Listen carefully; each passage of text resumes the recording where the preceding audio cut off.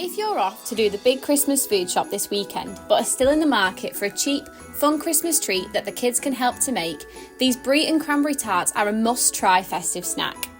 Phyllo pastry comes in a little pile like this, so you get all the lovely layers, which makes it so crispy. I sliced it up into squares the best I could, but admittedly I had so many of these left over, so for next time I would only chop up half the pack. Take your squares and a cupcake tray. Then, melt a little butter and add it to each cupcake slot. It was at this point that I realised I had lost my pastry brush, so a teaspoon would have to do here.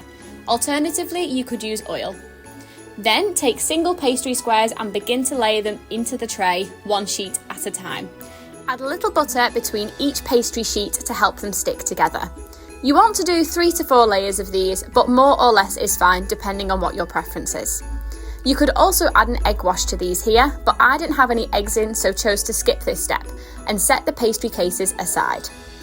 Chop the brie into little squares, then I added 2 of these per cup, so I needed 24 in total. Then just top it with some cranberry sauce. You could absolutely make your own, and it can definitely be nicer when it's homemade, but I just had no time today. You just want to bake these in a preheated oven for just under 10 minutes. And look at those, they are so gooey, so tasty. Just make sure to let the cheese cool slightly as it gets very hot. So simple but so Christmassy. Enjoy!